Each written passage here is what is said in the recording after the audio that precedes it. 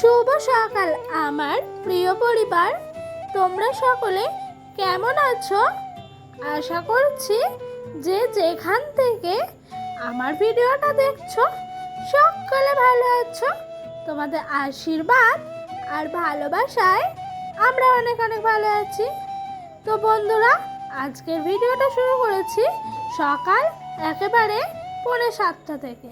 ঘুমের থেকে উঠলাম, উঠেই মা চা দিল। চা বিস্কিট খেয়ে ছেলেটাকে একটু ফ্রেশ করে খাইয়ে দাইয়ে চলে এলাম বিছানাটা একটু পরিষ্কার করব বলে। কেন জানো তো, ডোডো যখন খেয়ে দিয়ে নিচের মধ্যে থাকে ওই ঘরে, তখন বিছানাটা পরিষ্কার করলে ও আর ডিস্টার্ব করে না। সেই কারণে আরও আজকে তাড়াহুড়া করেই বিছানাটা পরিষ্কার করলাম।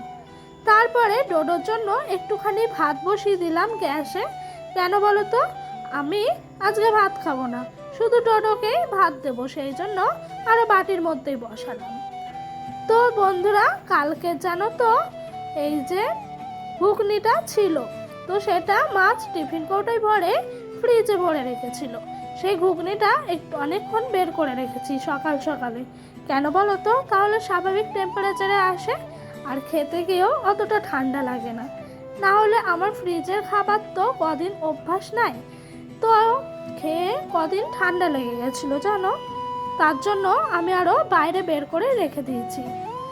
তারপরে খাওয়া দাওয়া হলো, ডোডো এখন খেলায় ব্যস্ত। আমি ভাবলাম সেই ফাঁকে একটু বাসন কোসনগুলো মেজে নিই। জানো তো বন্ধুরা, আমার না কিছু কিছু কথা মনে হয়, সেগুলোই তোমাদেরকে শেয়ার করি। তো আজকেও আমি ভাবছিলাম, জানো, স্বামীর অল্প ইনকাম হলেও না সত্যি সুখে থাকা যায় যদি স্বামী স্ত্রীর মধ্যে মনের মিলটা এক থাকে। এইটা কিন্তু আমাদের জীবনের মতো হয়েছে জানো তো।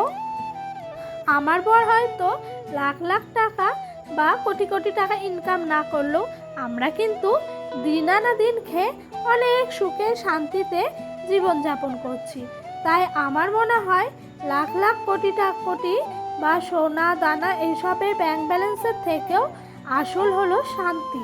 যদি দুজনের মধ্যে মনের মিল আর শান্তি থাকে, তাহলে একটা সংসার না সঠিকভাবে টিকে যায়। তো আমিও খুব বড়লোক বাড়ির মেয়ে না, মধ্যবিত্ত পরিবারের মেয়ে, সেমনি মধ্যবিত্ত পরিবারেই গিয়ে উঠেছি। তো বন্ধুরা, তোমাদের সঙ্গে গল্প করতে করতে ওইদিকে আমার বাসনটা মাজা হয়ে গেছে। তারপরে মা বাজার থেকে এলো। এই দেখো, এদিকে একটু ওল এনেছে, একটু উচ্ছে এনেছে, আর এনেছে কাঁচা লঙ্কা। তো এগুলোই আজকে রান্না হবে। মা বাড়ির সামনে সামনে থেকে বাজার থেকে নিয়ে এসছে টুকটাক কিছু বাজার। তো এইদিকে উচ্ছে আর আলুটা আমি ভেজে নিচ্ছিলাম। আর জানো তো, আজকে না উচ্ছে আলুটা কেটে লবণ দিয়ে মাখিয়ে রেখেছিলাম, জলটা বেরিয়ে গেছে, তাতে দেখছি তাড়াতাড়ি করেও হয়ে গেছে ভাজা। আর এইদিকে মা নিয়ে এসছে ডোডোর জন্য 1 পিস মাছ, কারণ ও তো আর চুনো মাছ খেতে পারে না, বা অনেকে তোমরা বলো মোরলা মাছ, আমরা না মোরলা মাছই বলি। তো মোরলা মাছ তো খেতে পারবে না, সেই জন্য ওর জন্য মা 1 পিস কাটা মাছ নিয়ে এসছে পেটির থেকে। তো সেই মাছগুলোর মধ্যে একটু নুন হলুদ মাখিয়ে রাখলাম।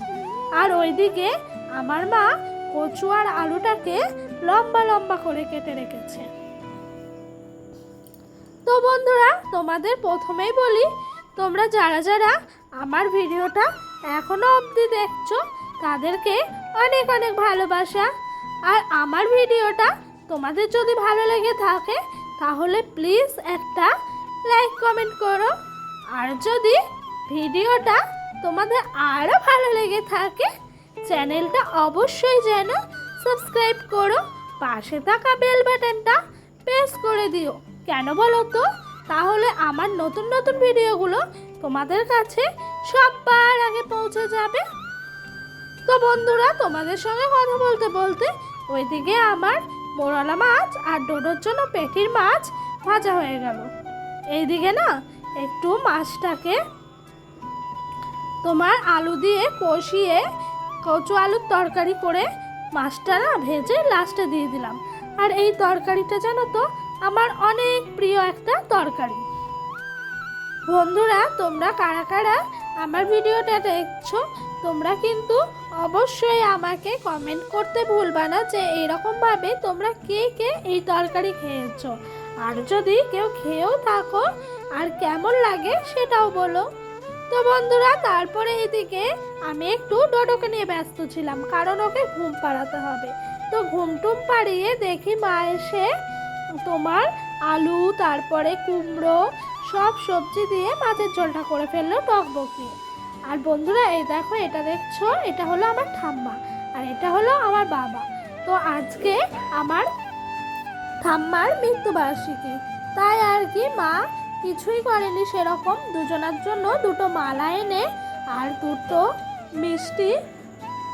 দুজনের জন্য দুটো করে মিষ্টি নিয়ে এসেছিল, সেগুলোই বাবা ঠাম্মার সামনে নামিয়ে দিল। তো আমার ঠাম্মা গত হয়েছে 8 বছর পূর্ণ হলো, জানো তো।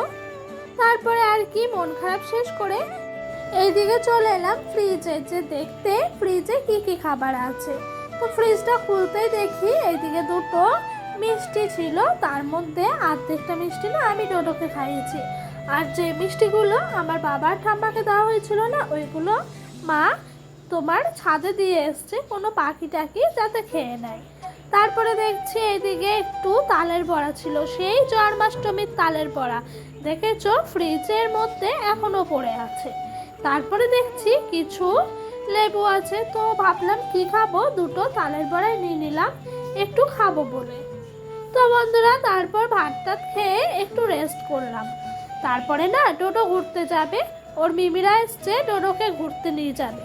আমি ভাবলাম ডোডোকে একটু কাজলের টিপ দিয়ে দিই, কেন কি বলো তো, টিপ ফিপ দিয়ে একবারে সাজিয়ে গুজিয়ে পাঠাবো, তাহলে আমি বিকালে রাস্তায় বেরোলে আর ওকে সাজানোর চিন্তাটা আমার থাকবে না। তো দেখেছো আজকে না একটু দুষ্টুমি করেনি, টিপটা ভালোভাবে পরে নিয়েছে। এক এক দিন এত দুষ্টুমি করে, টিপটা তো পড়তেই চায় না। তো ডোডো না ওর মিমিদের দিকে সমানে তাকিয়ে আছে, ঘুরতে যাবে বলে কথা। তারপরে ওকে একটু পাউডার দিয়ে আমি পাঠিয়ে দিলাম, তারপরে না ওকে পাঠিয়ে দিয়ে চুপচাপ বসে আছি, ভালো লাগছে না, তাই আমিও একটু রাস্তা দিয়ে ঘুরে আসলাম। তো বন্ধুরা, তোমরা অনেকেই আমাকে অনেক অনেক ভালোবাসা দিচ্ছ, আমারও অনেক ভালো লাগছে। তোমরা না এভাবেই আমার পাশে থেকো, তোমাদের কাছে আমার এইটাই রিকোয়েস্ট। তো বন্ধুরা, তারপরে সন্ধ্যা হলো, রাতের খাবার নিয়ে চলে এলাম, আর সন্ধ্যায় কিচ্ছু খাইনি, শরীরটা না খুব একটা ভালো যাচ্ছিল না। তো এদিকে রাতের খাবারে আছে দেখো অল্প করে উচ্ছে আলু ভাজা, মাকে বলেছিলাম দিতে, তো আমার মা আমার কথা শুনে অল্প উচ্ছে আলু ভাজাই দিয়েছে, আর এখানে মাছের ঝোলটা ছিল অবশ্যই।